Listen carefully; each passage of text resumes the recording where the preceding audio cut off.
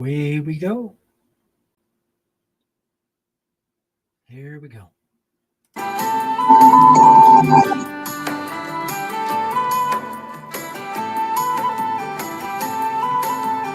Eleanor of Aquitaine, Charles VI hath gone insane, Reconquista, Geoffrey, Chaucer, Michelangelo, Marco Polo, Magna Carta, Christian schism, siege of Acre, Byzantine iconoclasm, Guillaume de Machaut.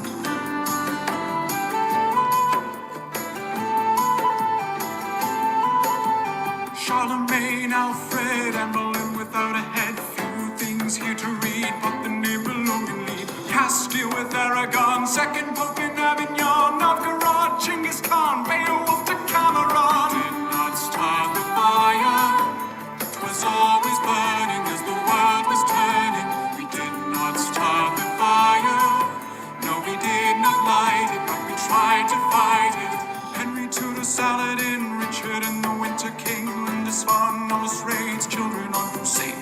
Rome, Castillon, Mona Lisa, King John, Kalmar Union, Hanseatic trade.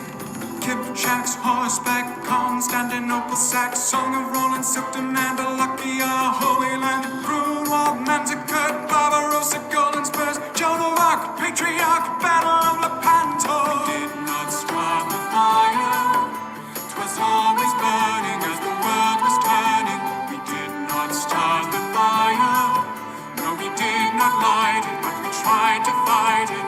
Canterbury, Nicephorus, Alchemy, Marcheshko, Venus, Cancrum, Sicily, Norman's Land in Italy. Hippodrome, Notre Dame, Timur in Afghanistan, Double Prince, Homicide, 7 papal regicides. Edinburgh, Malta, Venceslas, Bohemia, Hunerdwar, a stronghold, Mansa Musa's got gold. Ghazi, Gutenberg, Baghdad and Mosul burn, gunpowder twofold, panic against the Mongols. Did not start the fire, 'twas always burning as the world was turning. We did not start the fire, no we did not light it, but we tried to fight it. Antioch, Sassanids, Spaniards in a strange land, Fatimids, El Cid, Ottoman invasion, Rashidun, Arabia, Christian relic mania, Hussites, Swiss Pikes, executing Templar Knights, Lichtenauer, Skanderbeg, holding up the Pechenegs, Black Plague, here to stay, what else do I dare to say? Did not start the fire, 'twas always burning as the world was turning. We did not start the fire, no we did not lie. Somebody asked me about my graphic on YouTube. William Wallace, Conan Ford, Falkirk, Glassworks, Stamford Bridge, Good Turks, 3 of Famine Medicine, Barons, Ulster Sovereign, Carouge versus Jacques Le Brie, Carrack sail across the sea, Walpurgis, Feichtbook, Haslan and the Seljuks, Clontarf, Lombards, Habsburgs, Bannockburn, Judge denied by Thomas More, Montezuma is no more, curse this German peasants' war, I can't take it anymore. Did not start the fire, 'twas always burning as the world was turning. We did not start Okay. the fire. Well, we don't mind a little nakedness, do we? Wow.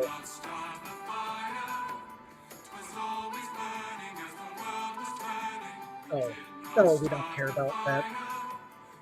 Somebody asked, who watches a forest fire naked? I said, I do. Is that okay? You know, sometimes you just have to be one with the earth. There are days like that. Well, okay, so we've got a lot to talk about. Thank you so much for that theme music. Now, if you're curious as to that theme music, We Didn't Start the Fire. It is by Hilda von Blingen on YouTube. She's not on TikTok yet. Amazing. She would be amazing on TikTok, but this is her parody of the song We Didn't Start the Fire Bardcore style. This is called Medieval Renaissance style. So if you're not familiar with Bardcore, that's what that is. Yeah, please keep sharing the like. Now, I'm going to do something. I don't know if this is going to mess up the audio, but I'm going to turn off my earbuds and see if I can bring this. I hope this connects. All right, let's go. Let's see what this happens.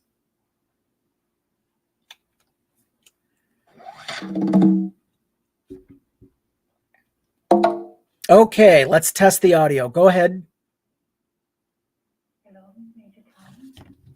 Louder!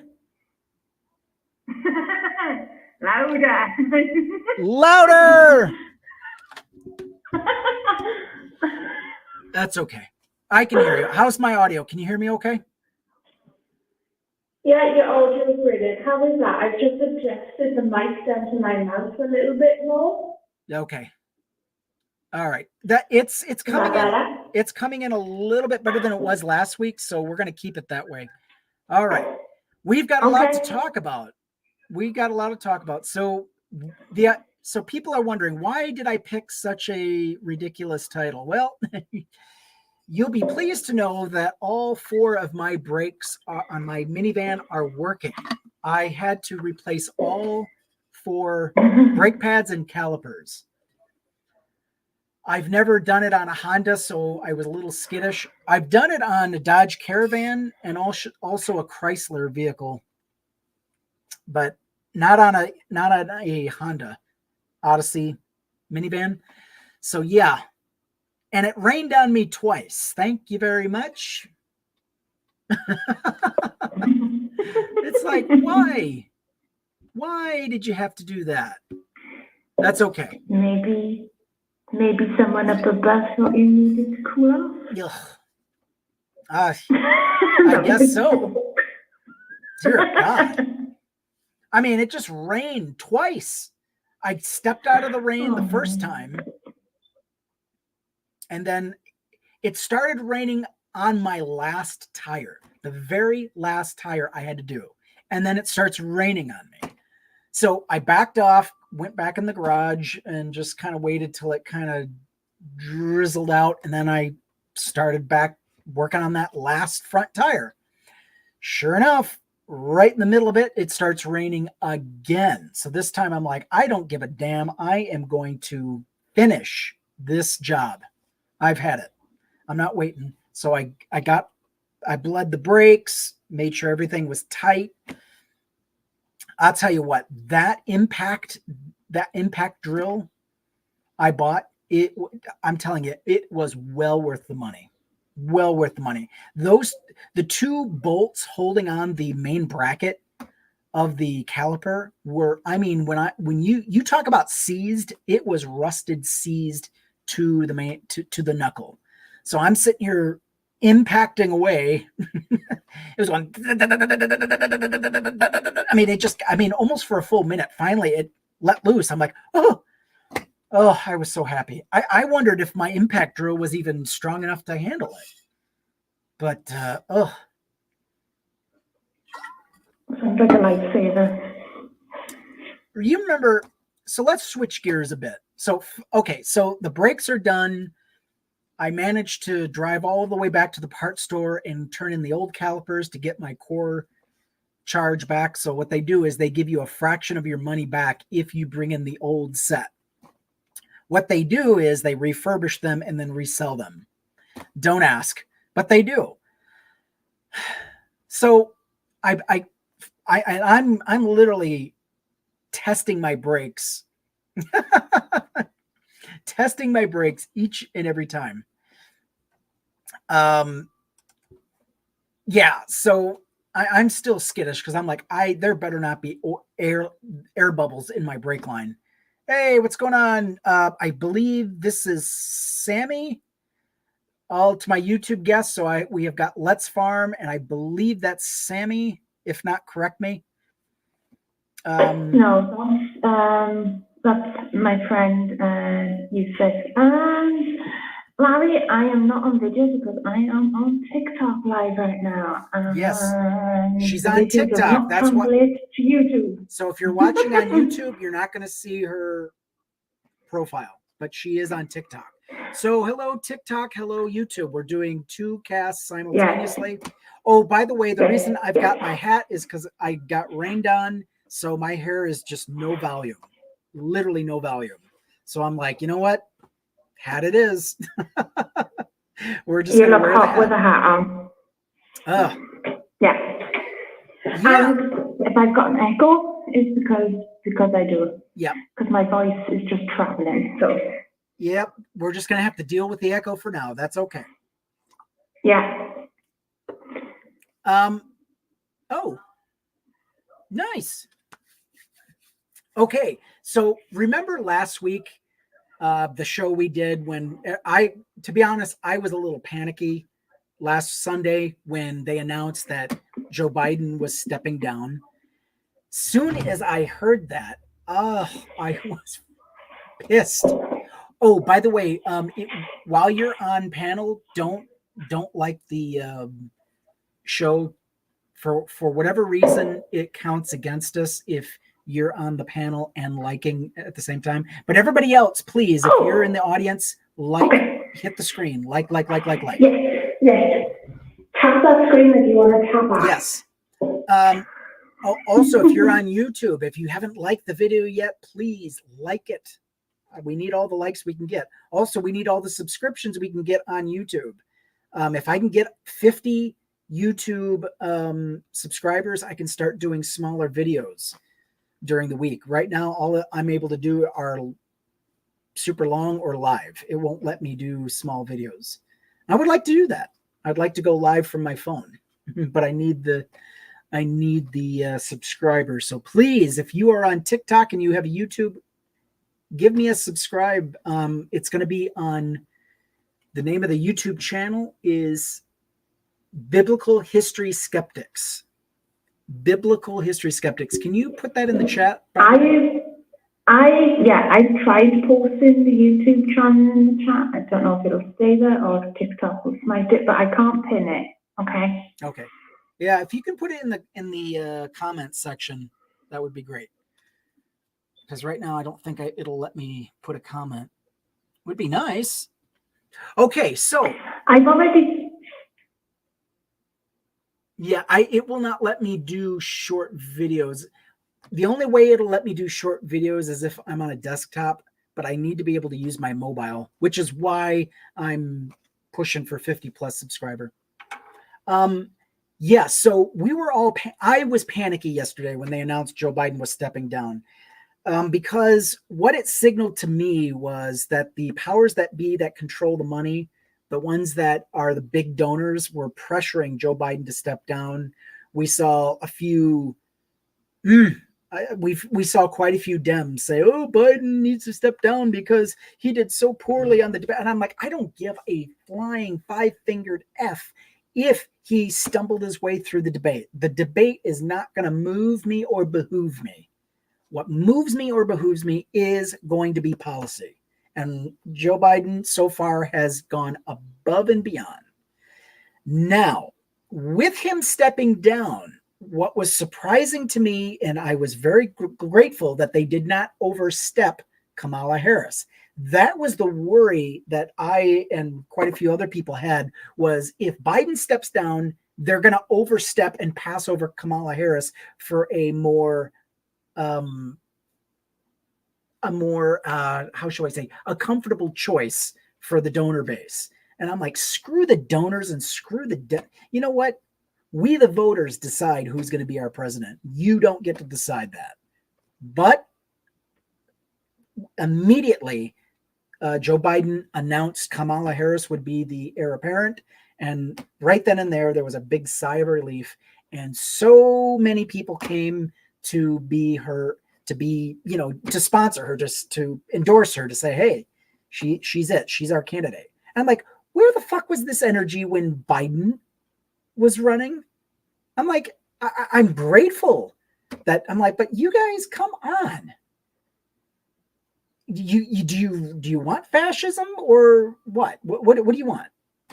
And so many people, they were showing, CNN did a clip of these goofballs that were like, yeah, I was going to vote for Trump, but now I'm going to vote for Kamala Harris. I'm like, okay, great. Thanks. But how the hell do you jump from Trump to Kamala Harris? I hope I'm pronouncing that right. Kamala. See, I've heard it wrong so many times. I don't know if it's Kamala or Kamala, and I want to make sure I get that right. Is it stressed Kamala or is it Kamala? I was told it was Kamala, but if I'm wrong, let me know. Okay, so long story short, so Kamala Harris is going to be heir apparent. She's a lot of excitement, a lot of cat ladies. If you're wondering why I have this graphic, this is why. Cat ladies are showing up. Because remember, J.D. Vance and the other fascist Republicans don't like single childless cat ladies. So are we really going to listen to the you want a good example of a cat lady? There you go. Remember when the scientists didn't listen to the single childless cat lady? Guess what happened? Yeah. It's Kamala. Okay. Kamala. All right. I've heard people correct both ways. That's why I'm like, I'm going to say it wrong. I know I will. Anyway. But yeah, I mean, you know what? To be honest, it doesn't really matter. I mean, it does, but it doesn't matter who Kamala Harris picks, because Kamala is already, anybody she picks is going to be good. There are like 10, 12 different people she could choose from. One person suggested, well, quite a few people suggested Pete Buttigieg. And I'm like, yes, he would make a great vice president, but damn it, he makes an awesome Secretary of Transportation. We kind of need Pete Buttigieg in, because he's so good at what he's doing. I would hate for him to leave that post. Pete Buttigieg is excellent. He's an excellent VP choice, but damn it, I kind of want him to stay where he is. Then someone suggested Governor Pritzker from Illinois. And I'm like, we don't need a billionaire on the ticket. That's not going to inspire confidence. Don't get me wrong. Pritzker is a competent governor. He's very competent. He has shown his expertise. But Pete Buttigieg is an effective communicator. He is a great effective communicator. That's why his name is bandied about. And then someone suggested, who's the astronaut guy? I had all these names in my head. Now I don't have them. Help me out in the comments. He's actually a senator, I think. His wife is Gabby Giffords, but I don't think his last name is Giffords. I think he has another name. Someone help me out. Kelly is too hard. Mark Kelly. Thank you. Yeah, the astronaut, Mark Kelly. Yeah, he's too hard-lined on Israel. I don't know that for sure. Maybe he is. I hope not. God damn it. We don't need to be getting soft on Israel. We need to be getting harder. And I was very moved. I was very encouraged by Kamala Harris's basically she acknowledged all of the innocent civilians that have been just unalived in Palestine, in Gaza, in Rafah, in you name it.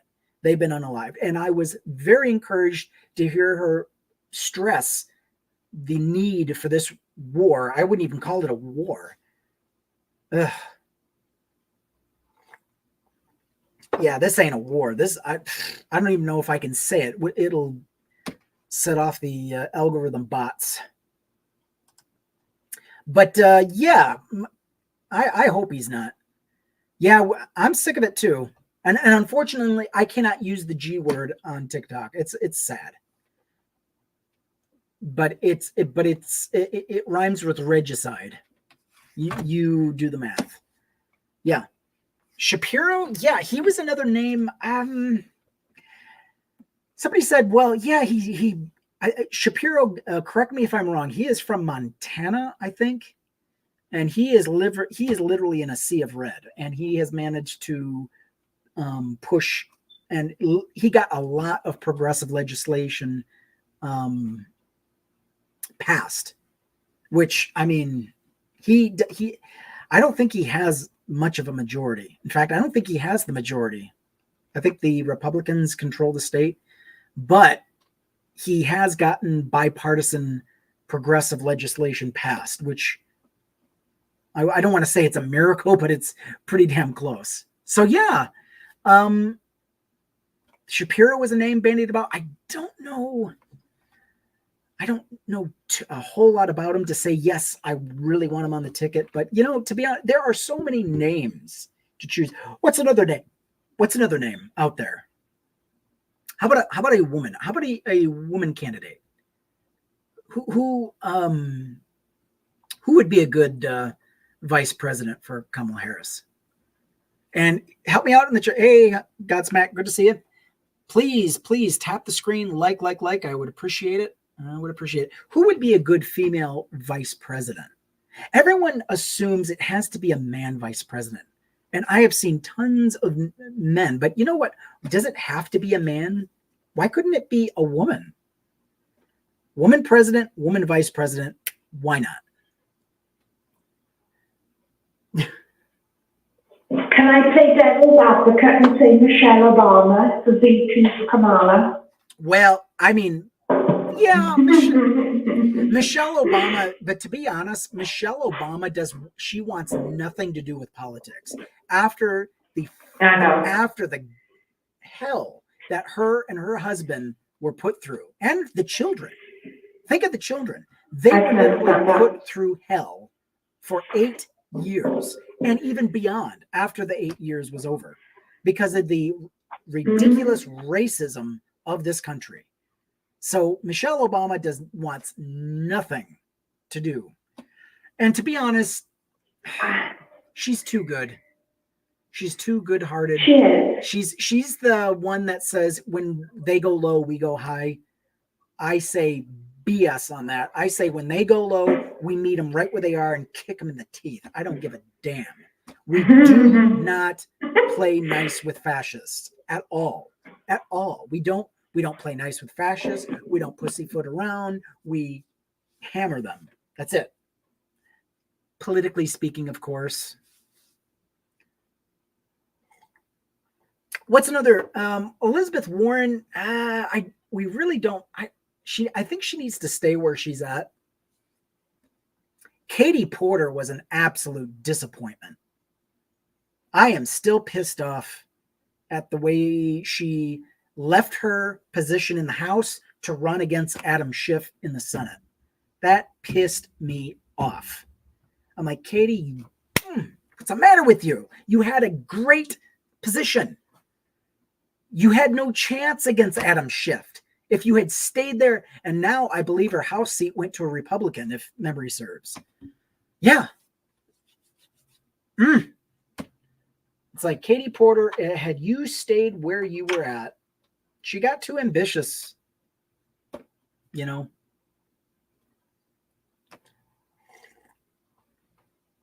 Oh, someone lives in Florida. Yikes. I feel for you, man. I feel bad for the people in Florida. Oh my God. I mean, you guys are going through the ringer. I mean, you want to talk, the only state that's worse than Florida as far as Republican stranglehold, that's Texas. Hands down, Texas. Tennessee wouldn't be it would either be second or third. Tennessee is another one. But yeah, it's not, things are not looking good for Tennessee. You got Nazis parading right down the street, as proud as you will. They think nothing of it. It's just like unbelievable. They're going to lose. I tell you what, Tennessee is going to lose a lot of tourism, a lot of money, because they're like, I came here to enjoy Nashville. I came here to check out some scenes, but you know, you're letting Nazis are walking down the street. Hell no. We don't want this.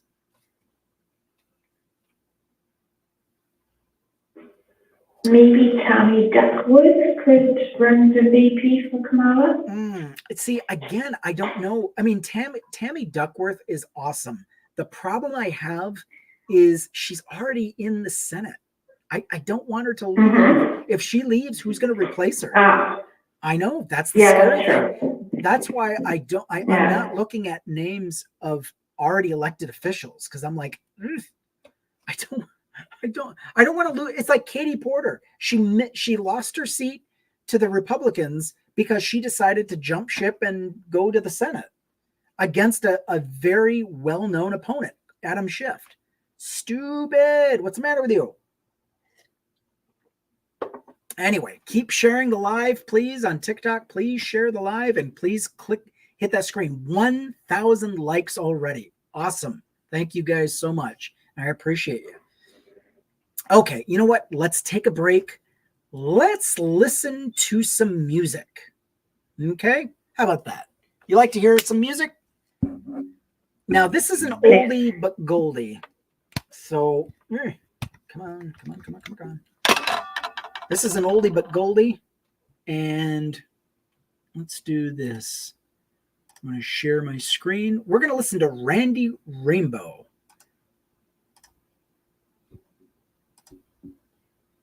There we go. Perfect. I'm going to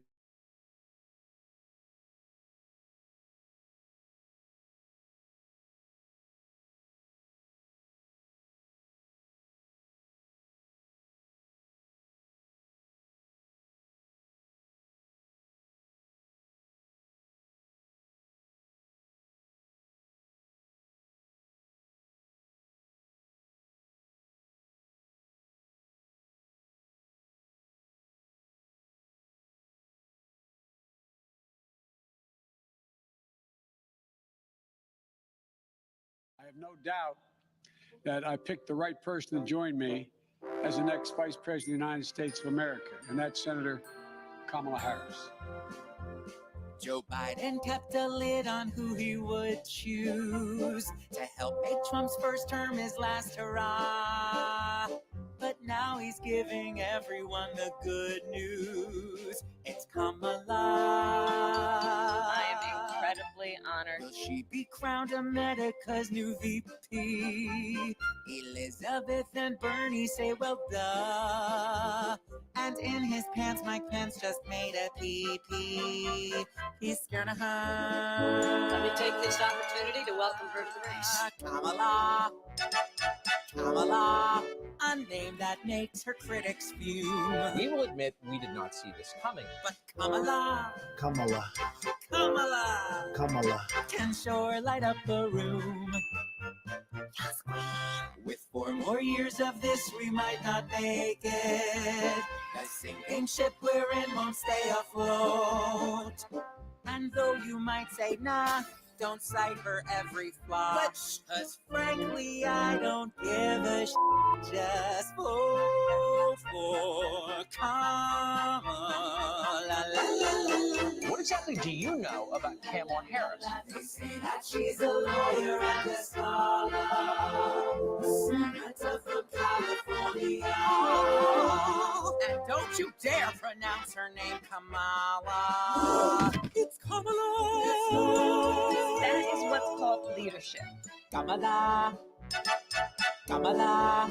Just watch her squash him like a bug. And as I said, I can't wait to get out there. Kamala. Kamala. Kamala. Her husband's name is Doug. And though Trump calls her phony, mean, and nasty, there's no doubt she's more qualified than he. She sold me when I saw her come for Kavanaugh. For no one makes a grown man cry like she can. Kamala. She was probably nastier than even Pocahontas. The rivals spout offensive speculation. Such noise is just anathema. An emblem of diverse representation. It's Kamala. Pretty. The president keeps entertaining queries. Her bid might be against the law. And pushing crazy racist birther theories. On Kamala. Kamala. Kamala. She's finally come to save the day. Because I'm in this race to win. Kamala. Kamala. Kamala. Kamala. Girl, don't get in her way.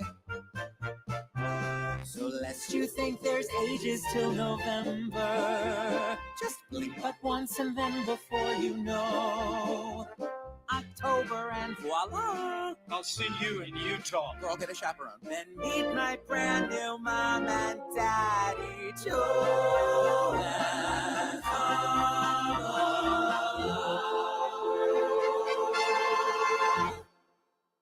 Kamala.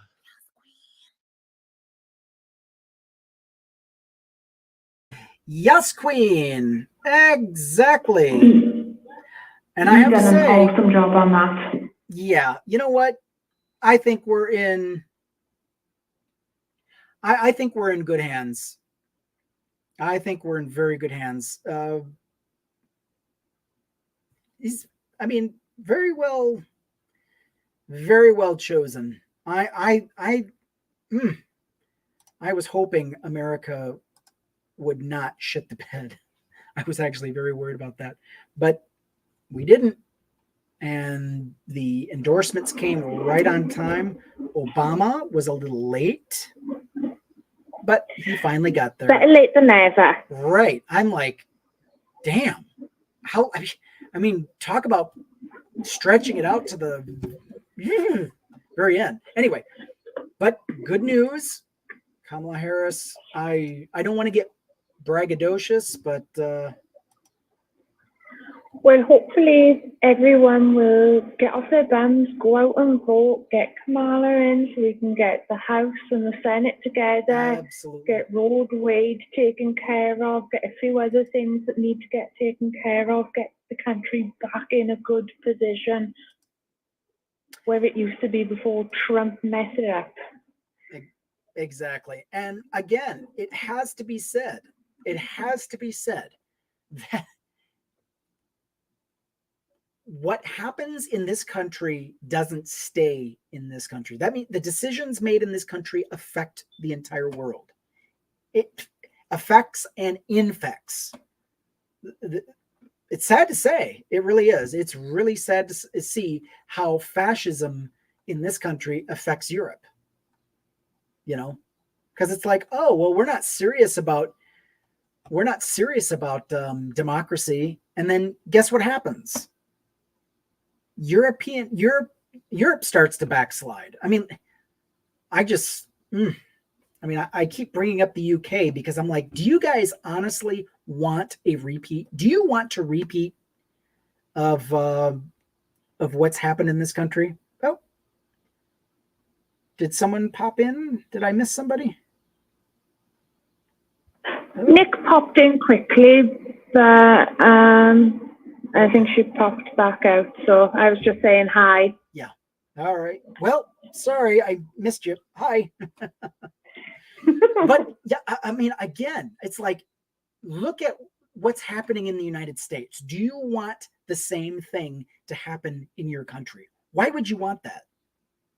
I mean, I literally threw up in my mouth when I found out that there were idiots in the UK walking around in public wearing MAGA hats.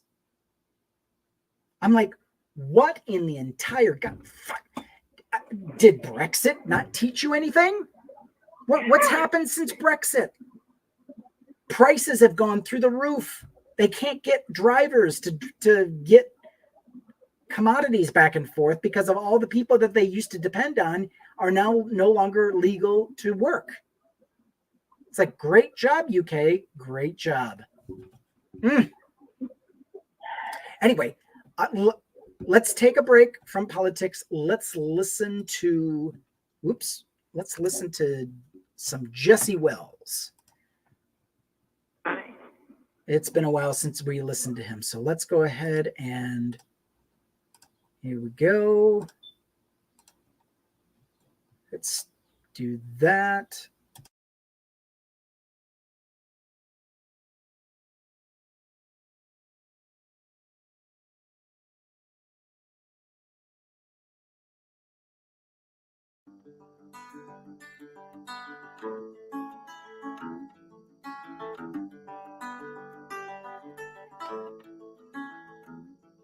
I was stoned in a factory working an industrial slicer.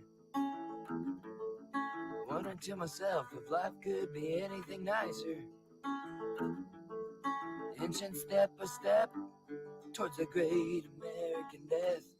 I was dreaming about as best as I can guess. I was itching to confess at the rural festivus. Father, Son, and Holy Spirit, you're gonna have to speak up, 'cause I can't hear it. Well, the tree grew a branch, the branch grew Davidians. Most of them died in the land of comedians. Turns out your mother was part of the Slytherin faction. It's alright that you didn't know. She never saw that much of the action. Well, there's promise in the morning and power in the blood. Folks drink it for the feeling. I just drink it because I do what John Denver tells me. I want to do right in case anyone fails me. Let it be me and only me. Let it be me and only me. Let it be me and only me. Who fails me? Who fails me?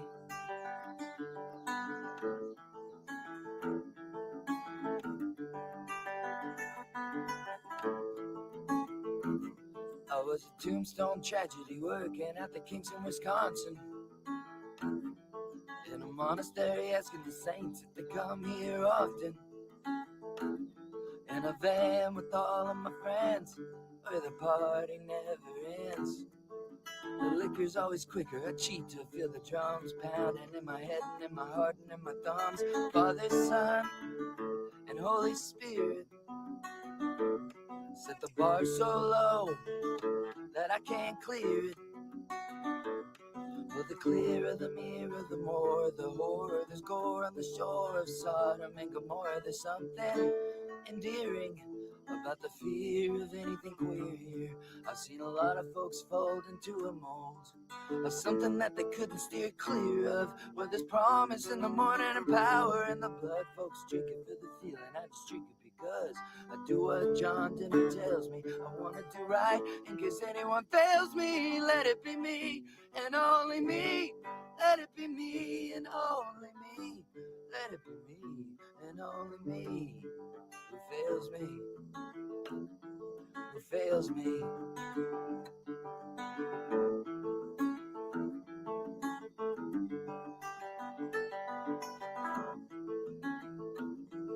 Hey guys, what's up? I always knew I was gonna seem basic in the Dagobah system, asking folks if they see my spaceship. All the Buddhist priests and the Taoist monks couldn't have stopped me from being a punk and a Ford Explorer with a tape recorder, beating down your door with an eating disorder. Father Time and Mother Nature, why am I of such small stature? All I ever wanted was to die young, but I didn't have the guts, and songs needed sung. If I could wake up without this feeling, I'd know I was healing. But every morning when I wake up, I just know that it ain't enough. But there's promise in the morning and power in the blood. Folks drink it for the feeling, I just drink it because I do what John Denver tells me. I want to do right in case anyone fails me. Let it be me and only me. Let it be me and only me. Let it be me and only me. Who fails me? Who fails me?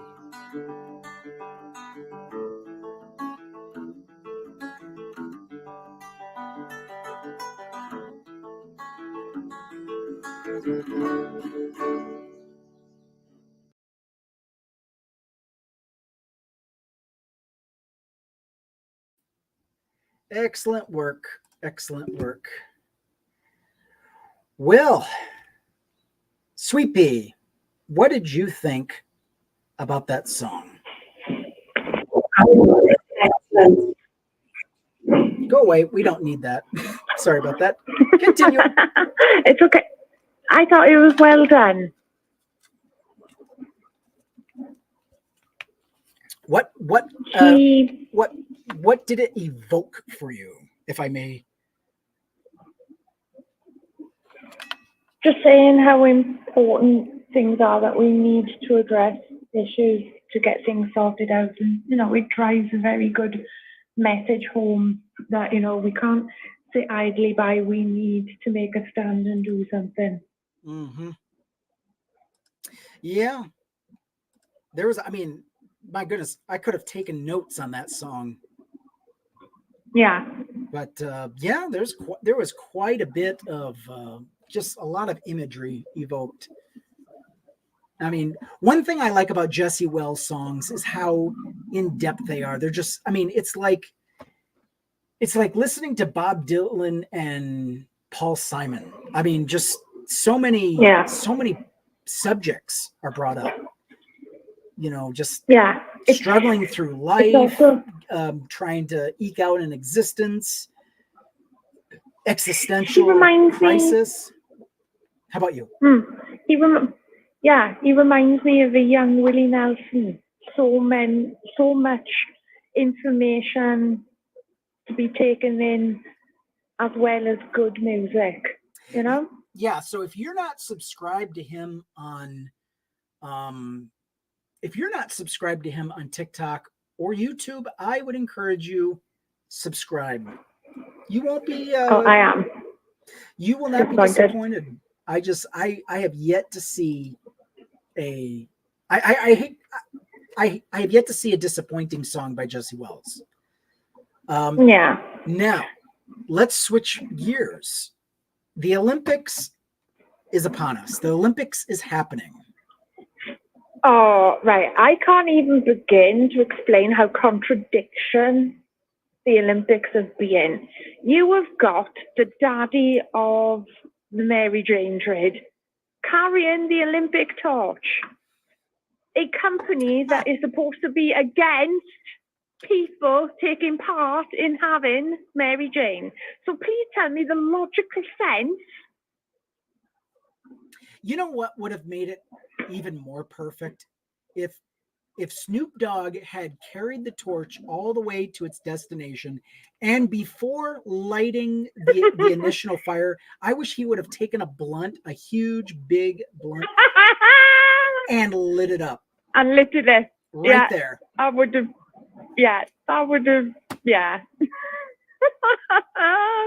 That would have been hilarious. Everything else I don't really give a damn about. I have been boycotting the Olympics for quite a while now. And I'm okay. I'm okay. Yeah, the last 10 years for me. Oh, the John Denver song lyrics he was talking about is he's referencing Rocky Mountain High. Just going up into the mountains and being free, and just there's a stanza called, friends around a campfire, everybody high, Rocky Mountain High, Colorado. Anyway, I mean, he could have, to be honest, he could be referencing any Johnny Denver song, but that's the one that immediately comes to mind, listening to John Wells say, I just listened to what Johnny Denver tells me. And basically it's just leaving the city and just going into nature and just letting yourself go and just enjoying yourself.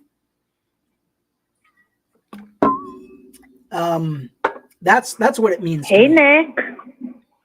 Oh, well, hi, Nick. Good to see you. Are you staying this time? Or are you sneaking off again, madam?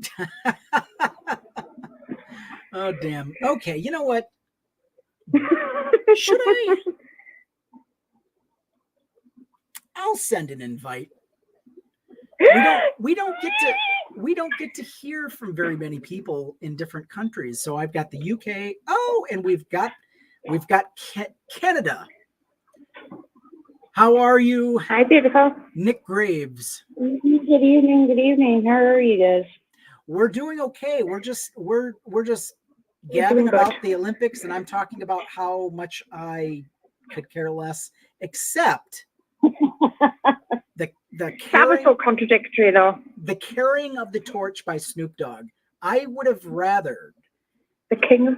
Yeah, Snoop Dogg, when he gets to the very end, before he lights the rings or whatever he lights, I wish he had pulled out a blunt and just lit one right there before. That would have been perfect. Perfect.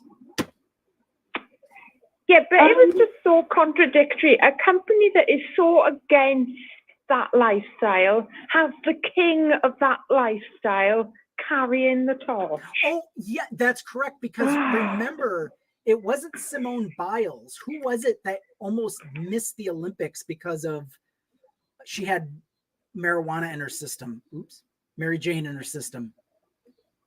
I can't remember her Hey, name. Christ before Oh, no. Jesus.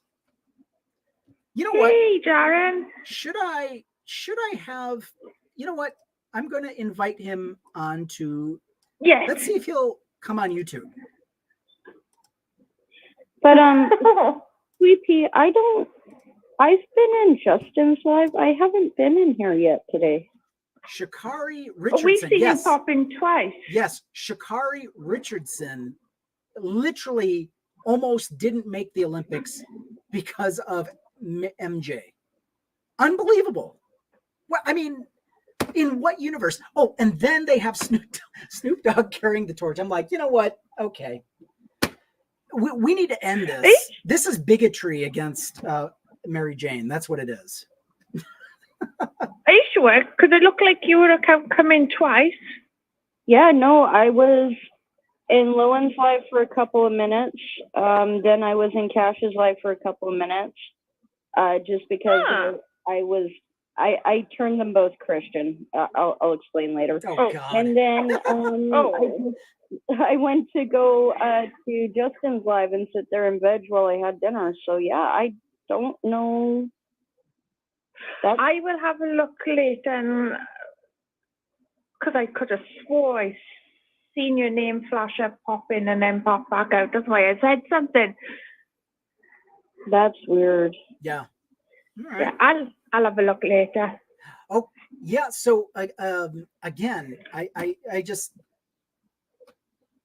going over to moving on to the Olympics. I'm just glad that Simone Biles has made a comeback. But before I forget, I'm almost forgetting. Did you hear the religious right-wing fundamentalist Christian nationalist uproar against the mocking of Jesus?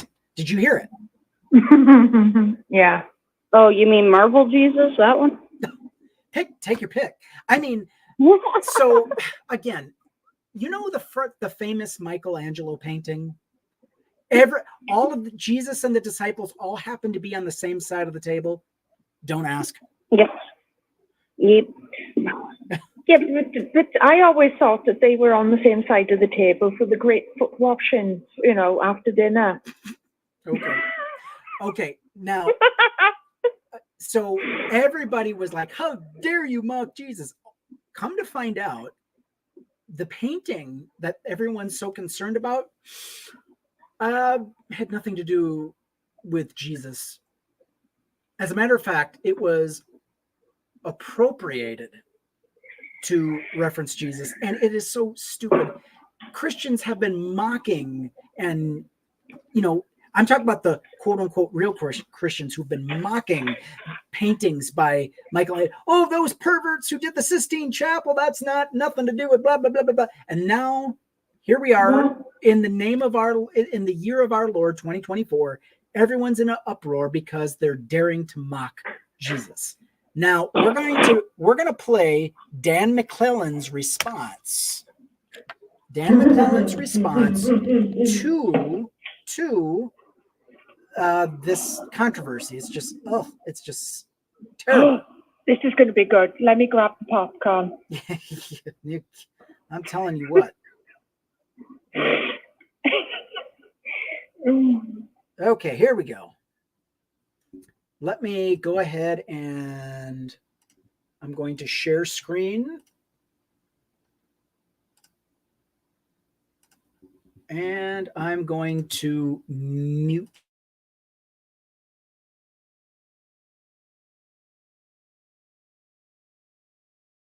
Just create a parody of Jesus's Last Supper with drag queens. All right, let's see it.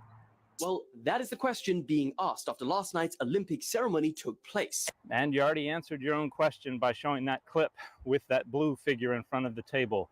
Who on earth do they represent in the painting The Last Supper? Nobody. That's Dionysus. Even the actor who portrayed that character said, this is Dionysus. Even the Olympics said, this is Dionysus. This is an allusion to a painting that is housed in a church in France called the Feast of the Gods, which depicts Dionysus feasting in front of a table where there's a wedding feast going on, where Apollo is featured at the center of the table with a halo behind his head. The Olympics version has the person seated in the middle wearing a 7-pointed halo. That originates in Greek iconography that was borrowed into Christianity. That is associated with Apollo, with Helios, with Dionysus, with other deities that represent the sun or are merged with it. It has nothing to do with the Last Supper. In a couple of the acts, some are claiming that religious imagery was used, like the golden calf. That is not the golden calf. That is a statue called Bull and Deer. It was created by Paul Jouve in 1937 for a contest in France. It has been housed at the Trocadero for many decades, and that temporary stage was built in the Trocadero around the statues that are there. It has absolutely nothing to do with worship or with the golden calf. The fourth horseman. See my video number McClellan 2175 for why it is monumentally stupid to think that horse represents any of the horsemen of the apocalypse. And one scene in particular is being compared to Leonardo da Vinci's mural of Jesus and his 12 disciples. In the scene, broadcast cameras pan out on a number of drag queens standing behind a raised stage, with one in the middle wearing a piece on her head that is likened to religious drawings of a halo with lines of light emanating out of it. Some outraged with this scene said this is extremely disrespectful to Christians, and that the Olympics declared loudly that the 2.4 billion Christians on Earth are not welcome. So the only thing being disrespected here is a competent grasp of culture. Because this outrage, whether it's real or feigned, is phenomenally hypocritical and misplaced, because this isn't about the Last Supper. But even if it were, there's nothing wrong with using imagery from a famous piece of art to offer some social commentary. As Jesus would have eaten with drag queens, they're allowed to say, hey, we have a seat at this table as well. And there would have been the same hypocrites out front gnashing their teeth at them the whole time too. And even if it is intended to be a critique or, heaven forbid, mockery, you don't get to spend so much time and effort trying to convince the world that everybody's part of a Christian culture, that Western civilization was built by Christianity, that is the foundation of our art and architecture and literature and law and everything, and then turn around and try to police who's allowed to critique it and which critiques are allowed. If they were born and raised in that culture, then that's their culture too. So irrespective of what was intended here, trying to demonize and vilify these folks just so you can be persecuted, so you can feel like you're in the last days, so you can read yourself into the book of Revelation, is phenomenally harmful and hypocritical, and you need to do better. And the fit for this video has been Wolverine. $10. Okay. Well, I mean, does it need to be said? Seriously? Okay. I know. Thoughts. Nick, what are your thoughts on, first, the controversy itself? What do you think? I think it's absolutely ridiculous. I mean, nothing about that setup even screamed the Last Supper at all. So how they could even go from point A to point B is beyond me. And not only that, but the Last Supper has been mocked for years. I mean, and at work, we just got the Last Supper via South Park characters. I mean, I don't see an outroar over that, but another outroar I'm also seeing on top of that is everybody's taking offense to the fact that Deadpool calls himself Marvel Jesus. Like, it's getting so ridiculous. For a God who cannot be mocked, sure as hell gets mocked a lot. And guess what? Nothing happens. Right. Yeah. Isn't it amazing that, they say, oh, judgment's going to come. And then the very places where these apocalyptic preachers live end up getting judged because their house gets flooded or a tornado comes and demolishes their neighborhood where they live. And it's like, you sure you got the right? Well, anyway, never mind. Yeah. It's unbelievable. Sweet Pea, what are your thoughts? What were your thoughts on Dan McClellan's rebuttal? What do you think? I thought it was excellent. He made some very valid points. And the Christians ain't got no room to judge anybody. They are the most judgmental people ever.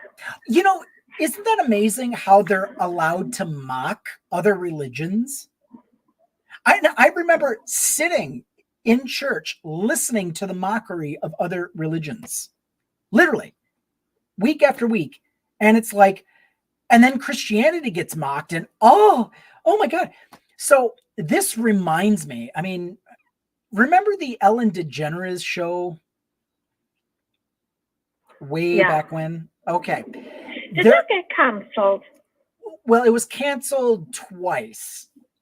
The first time was because she came out and there was such a whiplash and everyone was like, oh, but before the first cancellation, there was an episode where she used the term, let's go out and terrify some Baptists. And okay, now I remember we literally were giving cards to fill out as a message to send to the executives at NBC, whoever was running the show. And we were like, we're boycotting your whatever. We're just going to boycott your whatever programs that are on that you do. We're going to boycott them. And I'm like, weren't we already boycotting them to begin with? Because I remember distinctly hearing preaching against television. Basically, without fail, television was mentioned as a sin that takes you away from Jesus, takes you away from church, because of the demonic influences within television. I remember that very vividly.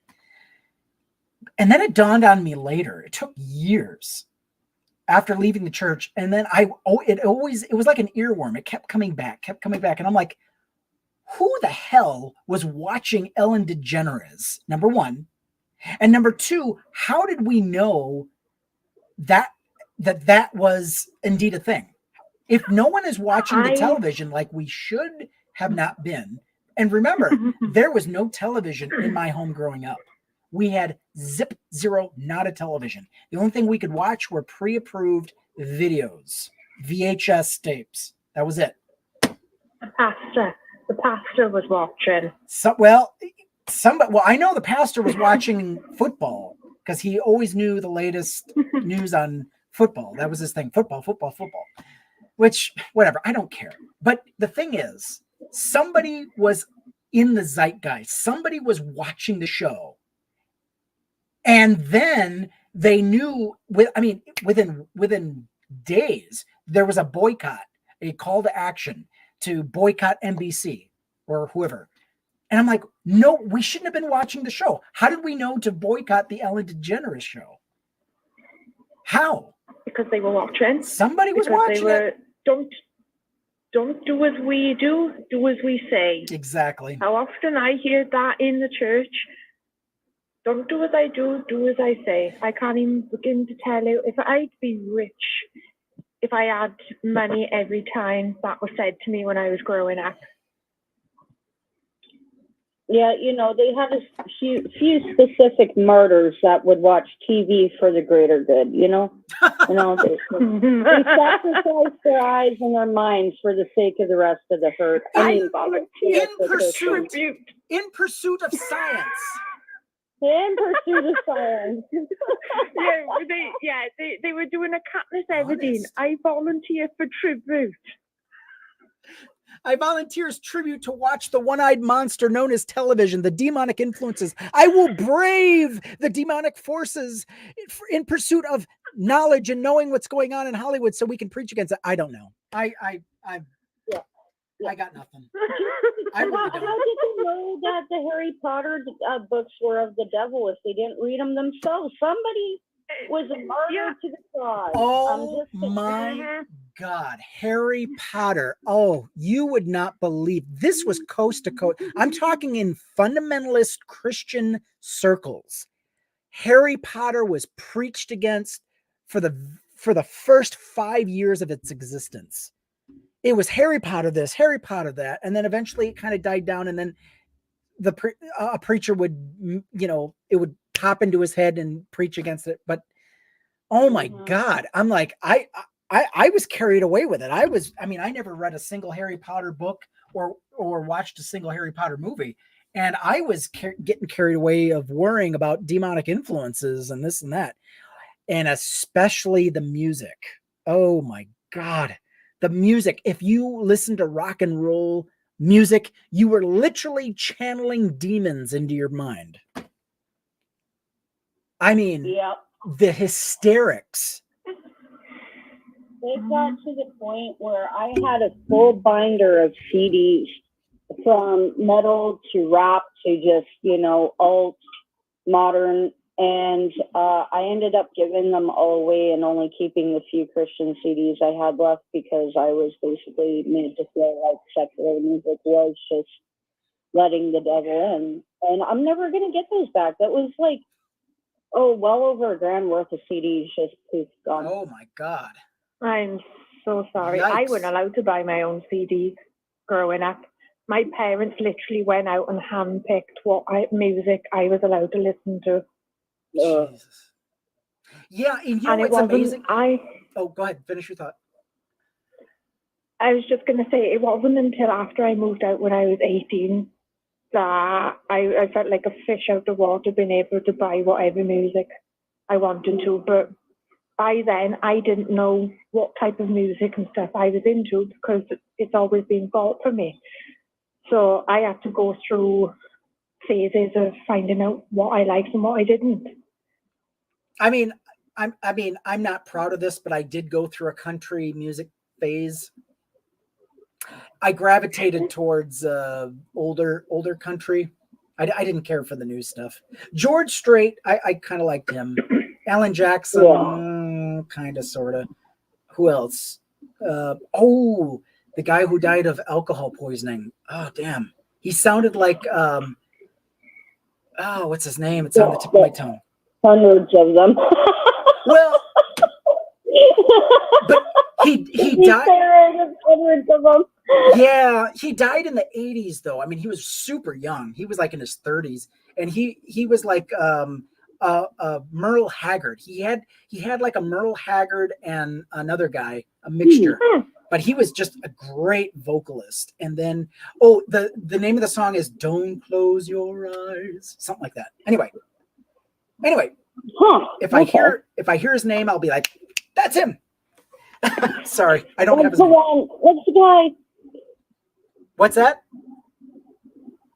It's like, yep, that's him. That's the one. That's the guy. Right. So, again, Keith Whitney. Yes, Keith Whitney. Thank you. This is why I have. You're welcome. This is why I have you here, because I my God. But did you hear, Nick? Did you hear? I was working in the rain, changing all of my brake calipers and the brake pads and the brake calipers. And I got rained on twice. I do not have a functioning brain cell in my head right now. Oh, no. And this is why he wears a bag with all his stuff in, because 2 years ago when he lost his keys. I'm not proud of that. Yes. Yeah, I know. I love it. God. I love that. That's why that hat is something fierce. I know. That's why you see that strap. That's why you see that strap around my chest, because where's my pouch? Holy shit. Oh, it's behind me. Never mind. Okay, panic over. Panic is over. Panic is over. But I had to message Sweetie because I said, I don't judge, but why is the man wearing a seatbelt? Well, because I want to, because usually the videos I play, I want to choke the person, so it keeps me from going to the screen. Never mind. But again, we'll believe that. Yeah, I'm telling you what, keeps me in my seat. It's like, again, back to the music. I'm telling you what, nothing. You want to talk about free advertisement? The fundamentalist Christian right-wing freakout literally created. I mean, you could not pay for the advertising that the Christian fundamentalists gave to all of these heavy metalists. and these rap artists.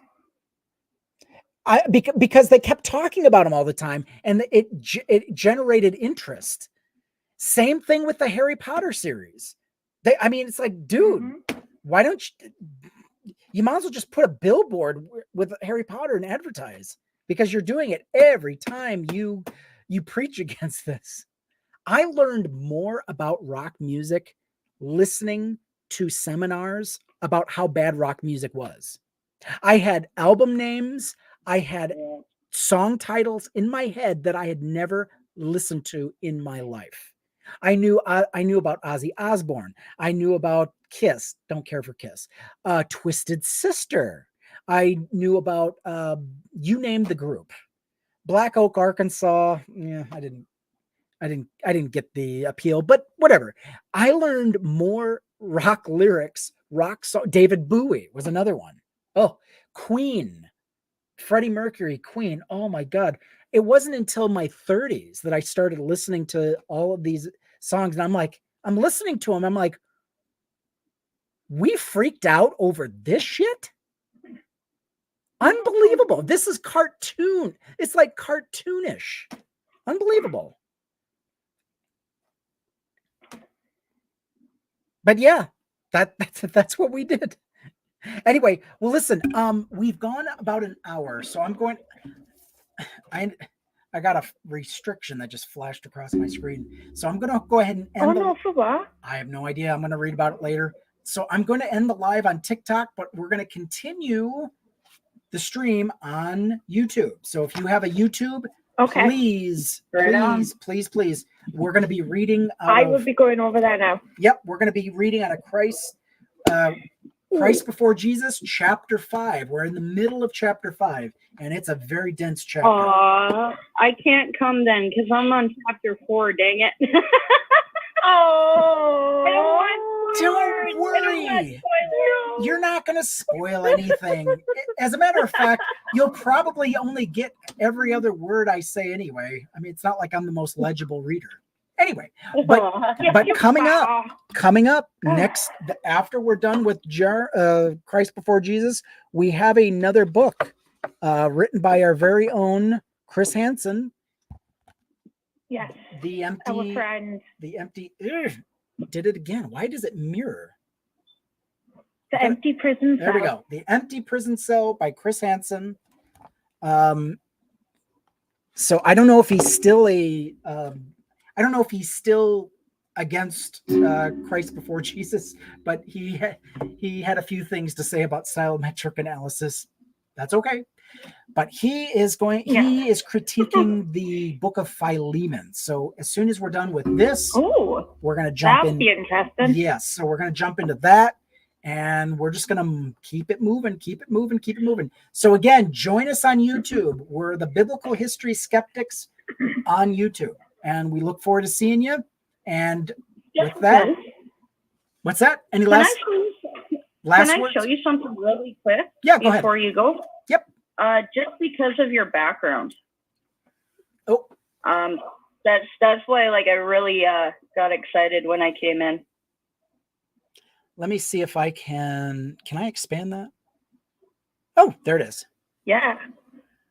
Oh, you've got the books, Alien 1. Is that the books or the? Yeah. So those are the Alien 1 through 3. I've got all of the movies. I got my Snallions. So I saw your background and I was like, yeah, another fan. You know what? I showed Alien 1 and 2 to my oldest daughter. She loved it. It was a bit scary because it gets gruesome at times. It's a horror movie. But she understood. She's 15 and she understood the underlying message of the movie, and that is corporations running amok, running through space, just basically ignoring every warning sign, especially ignoring the word of a scientist who happened to be Ripley. Go ahead. Oh, and I was also going to say, and it teaches that women will never leave their cats behind.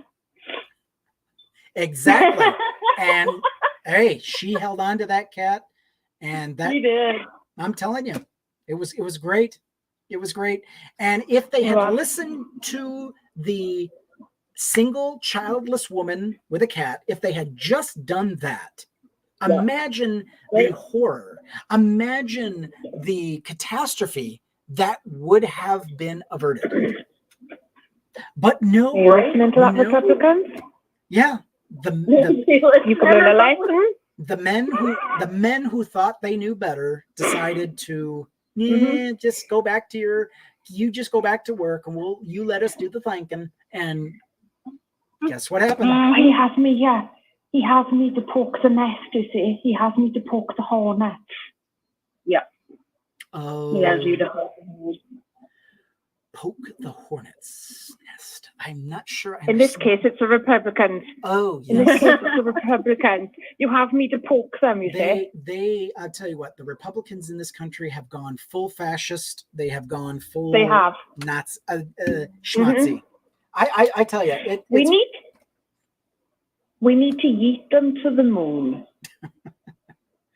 Well, Elon's trying to get them to Mars right now, so either or at this point works for me. Let's start to GoFundMe so we can fund that endeavor, and then we can ship them all off and wish them the best of luck. If I never hear the name of Rocket Man, failed Rocket Man again, I will unalive happy. Did you hear what?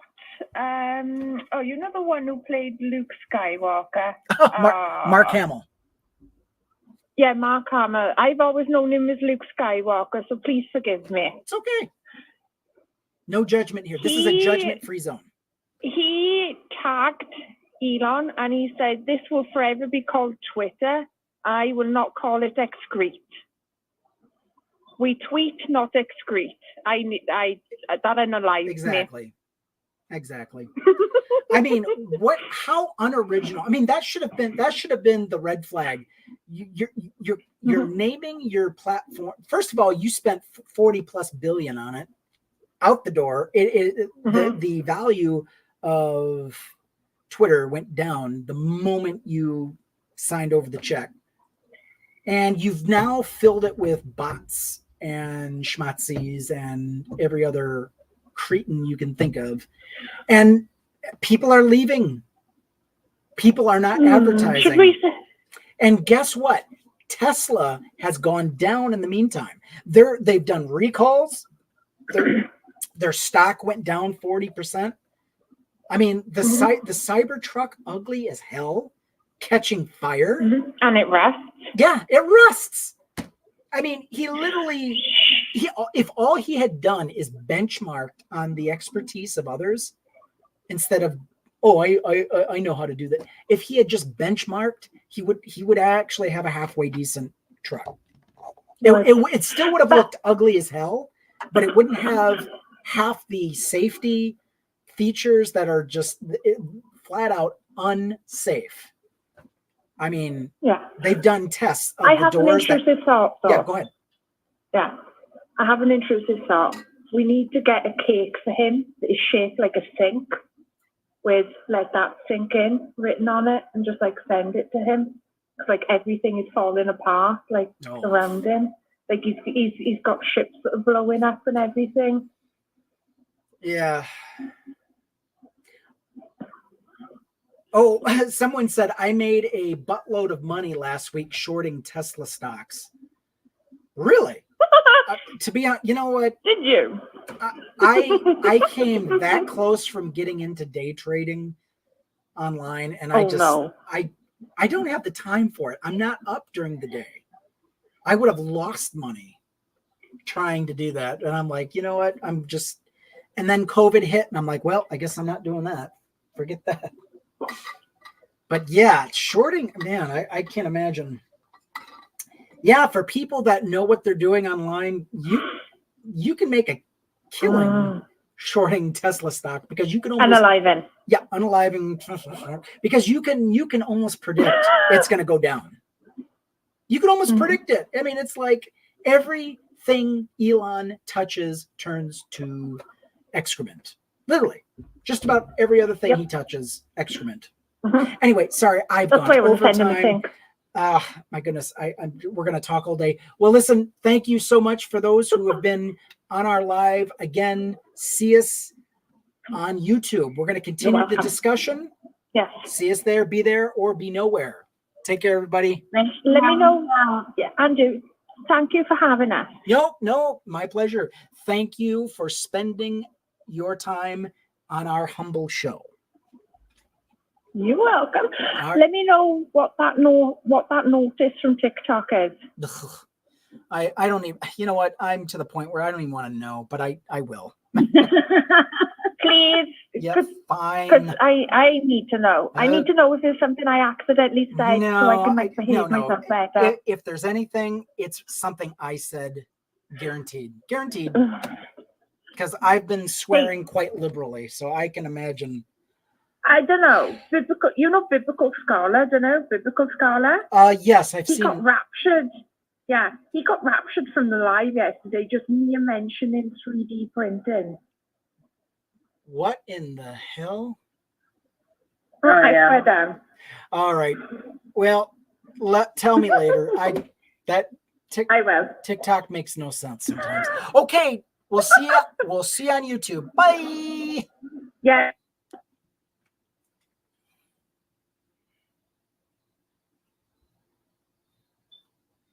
Okay, and with that, we're going to continue.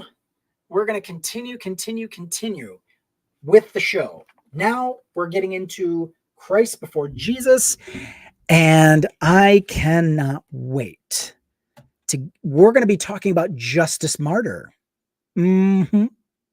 So with that being said, I am going to change our background. This is the holy part of the show. Christ before Jesus. There we go. Boom. And there's the book. Howdy. Yes. Again, I'm wearing this ridiculous. Well, it's a nice looking hat. I'm wearing this because my hair is so screwed up. Okay. Welcome back, Sweet Pea. Thank you for going back and forth. I appreciate that.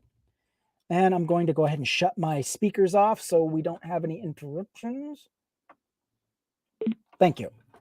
Thank you for your service. I appreciate you. Eventually, we're going to get to the point where we can do two things at once and we won't have to depend on speakers and all that. Ugh, I can't stand it. But right now, we're kind of limited to what we can do.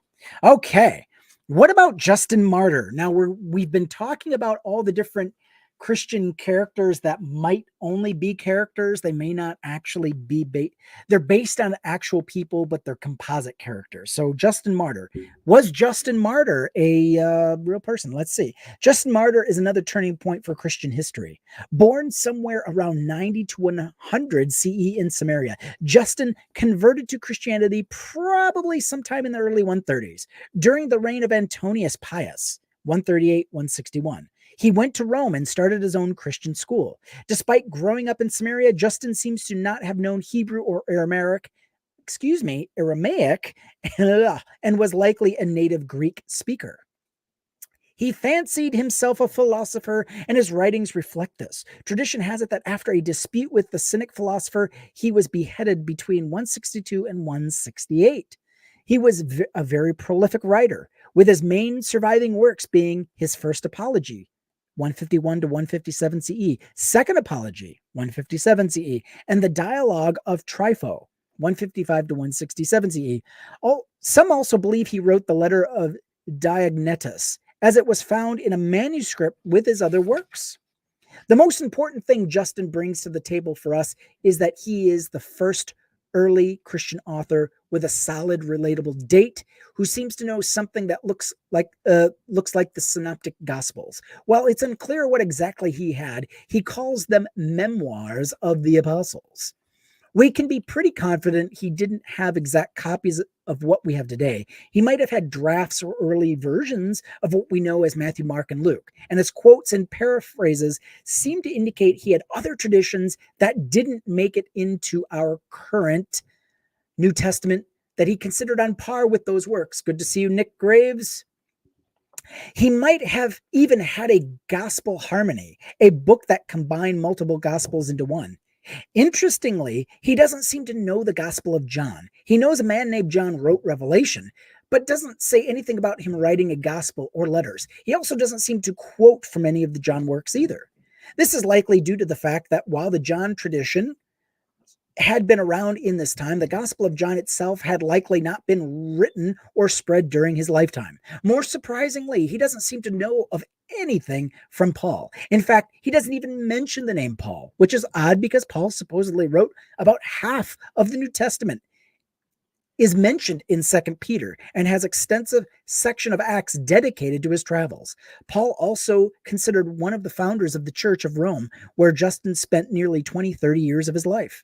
This is why Justin is so important. With Marcion in Rome in the 130s and 140s and publishing Evangelion and the Pauline letter collection in 144, we would expect what we see: relatively slow adoption and the lack of acknowledgement by contemporary authors. Justin doesn't even mention Paul, much less reject him.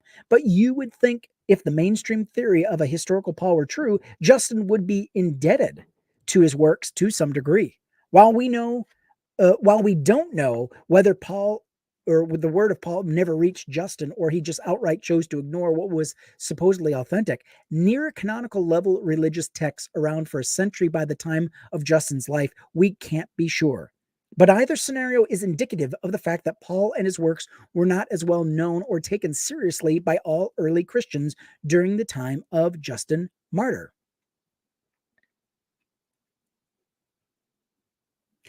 Likewise, the publication of Evangelion spurred on a gospel rush around its time, and it's being the case, Justin would likely be privy to some of the early versions of these texts. We know Mark and Evangelion were already in existence by the time of Justin's writings, and Matthew being a response to these gospels, it was likely in the early stages, or perhaps being added into the gospel harmony when he was writing in the 150s and 160s. This is supported by the nature of the potential reference Justin has to these texts.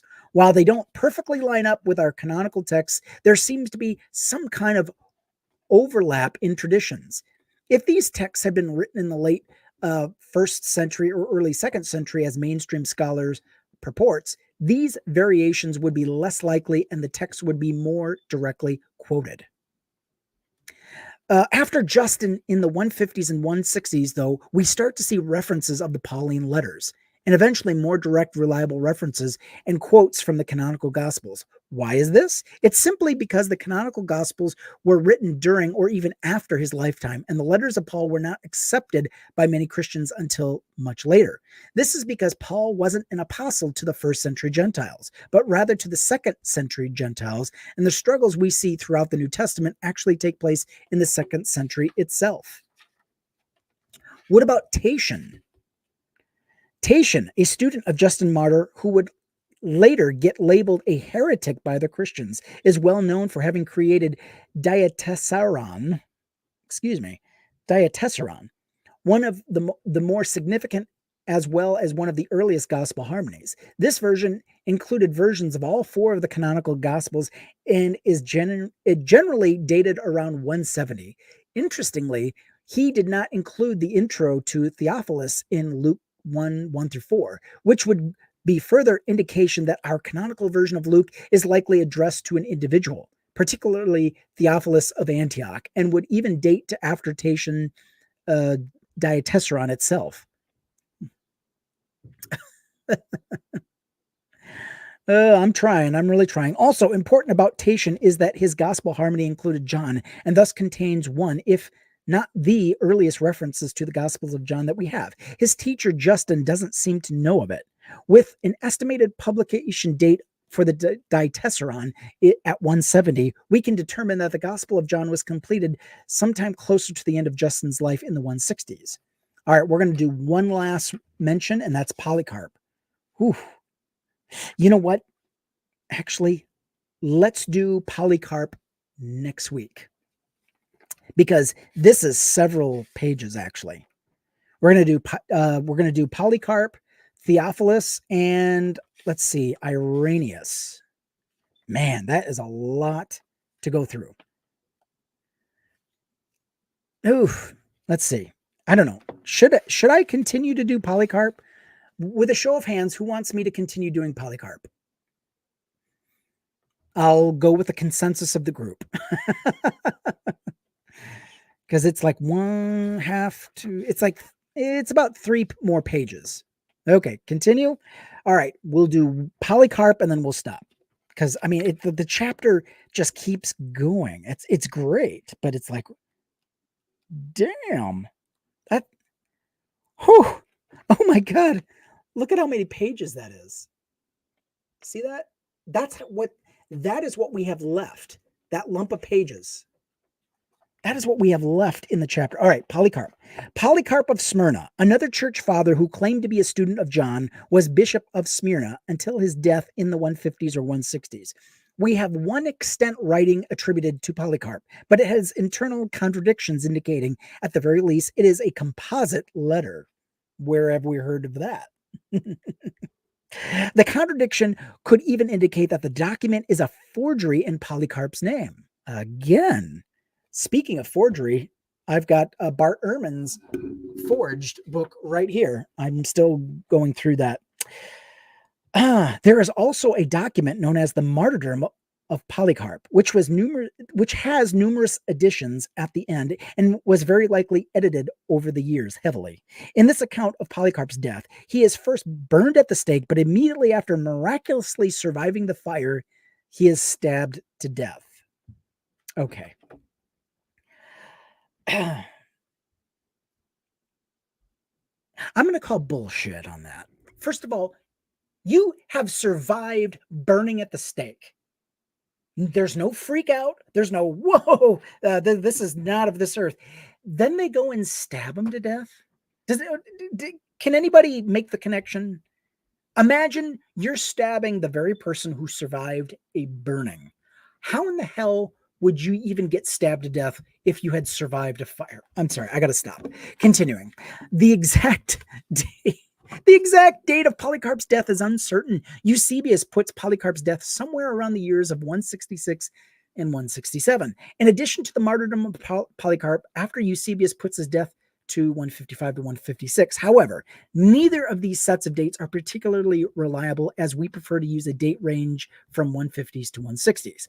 As previously stated, only one writing we have today is attributed to Polycarp. The letter, known as Polycarp's Epistle to the Philippians, has a number of issues. First, even mainstream scholars agree that the letter is a composite work. In one section, he is writing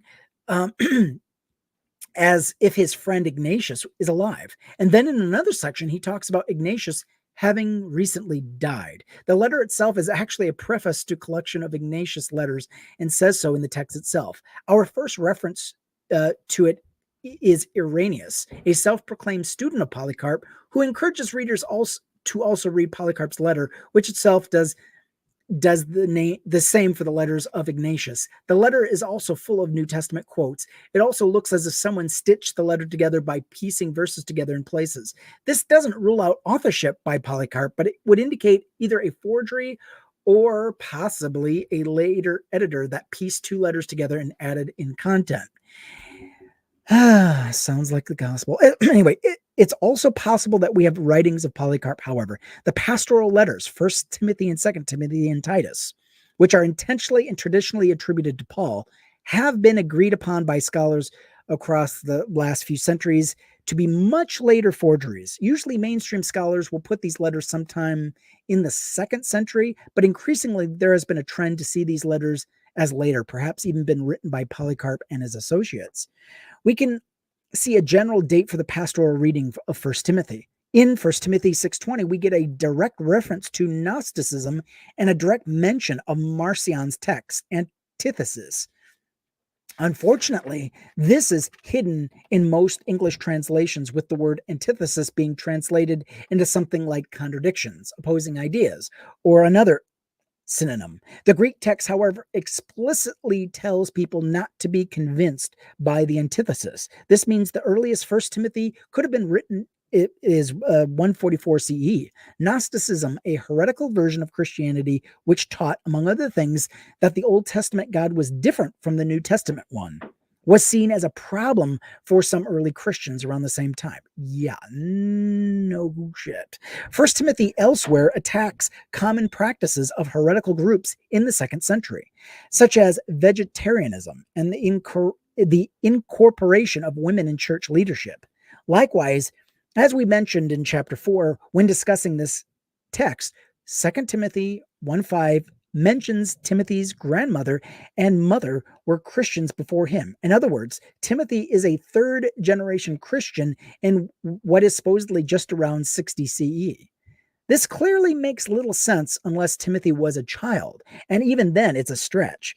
What's more likely is that the author is imagining Timothy as a fully grown assistant to Paul, though somewhat younger, and forgetting to backdate his thinking.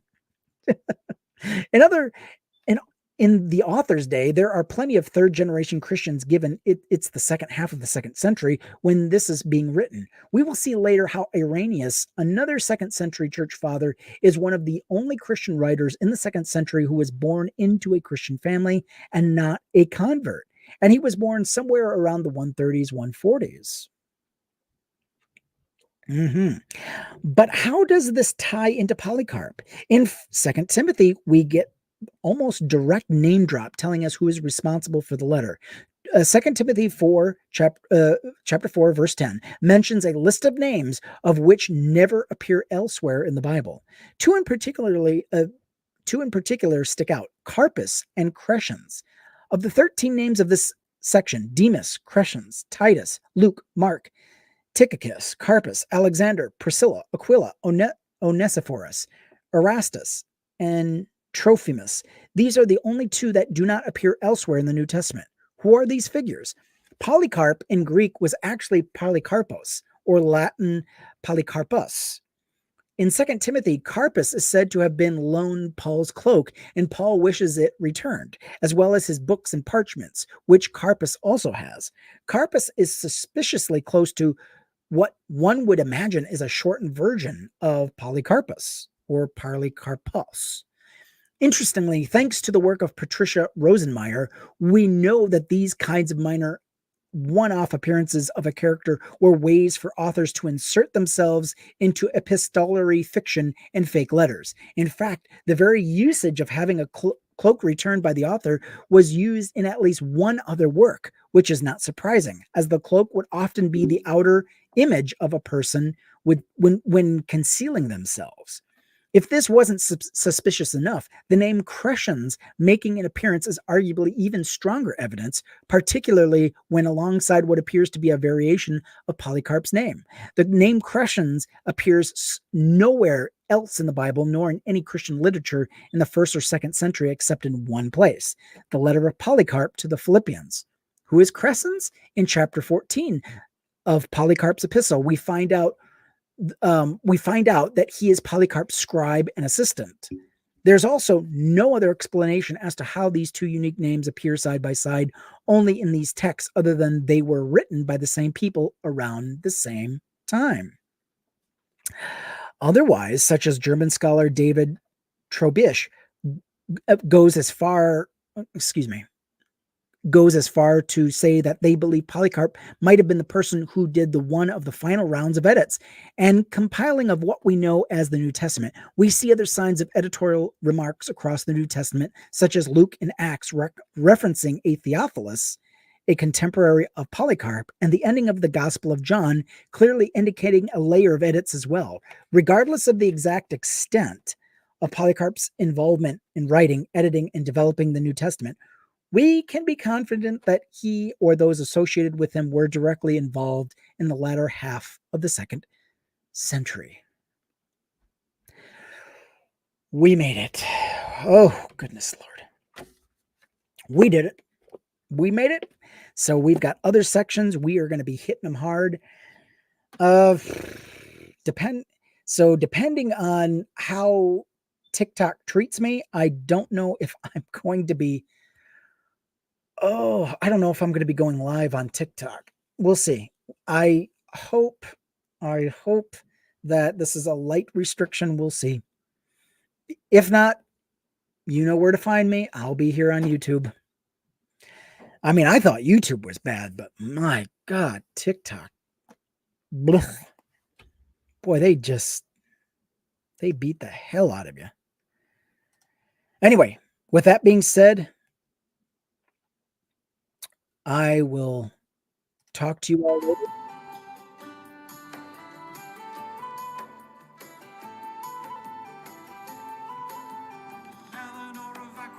Charles VI hath gone insane. Reconquista Jeffrey Chaucer, Michelangelo, Marco Polo, Magna. I will see you all next week.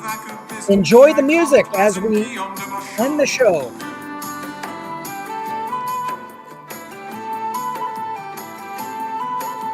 Charlemagne, Alfred, and Boleyn without a head. Few things here to read, but the name belong in lead. Castile with Aragon, second Pope in Avignon, Novgorod, Genghis Khan, Beowulf to Cameron. Did not start the fire, 'twas always burning as the world was turning. We did not start the fire, no we did not light it, but we tried to fight it.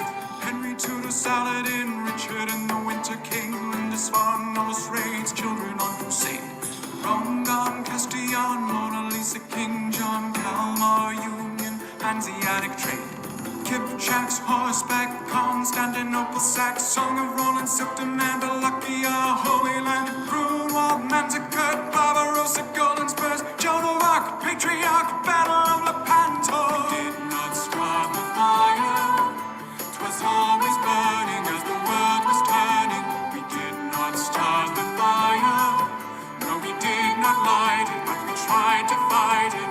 Canterbury, Nicephorus, Alchemy, Marcheshko, Venus, Cantrum, Sicily, Normans land in Italy. Hippodrome, Notre Dame, Timur in Afghanistan, Double Prince, homicide, 7 papal regicides. Edinburgh, Malta, Venceslas, Bohemia, Hunedoara, stronghold, Mansa Musa's got gold. Ghazi, Gutenberg, Baghdad and Mosul burn, gunpowder twofold, panic against the Mongols. Did not start the fire, 'twas always burning as the world was turning. We did not start the fire, no we did not light it, but we tried to fight it. Antioch, Sassanids, Spaniards in a strange land, Fatimids, El Cid, Ottoman invasion, Rashidun, Arabia, Christian relic mania, Hussites, Swiss pikes, executing Templar knights, Lichtenauer, Skanderbeg, holding up the Pechenegs, Black Plague, here to stay, what else do I dare to say? Did not start the fire, 'twas always burning as the world was turning. We did not start the fire, no we did not light it, but we tried to fight it.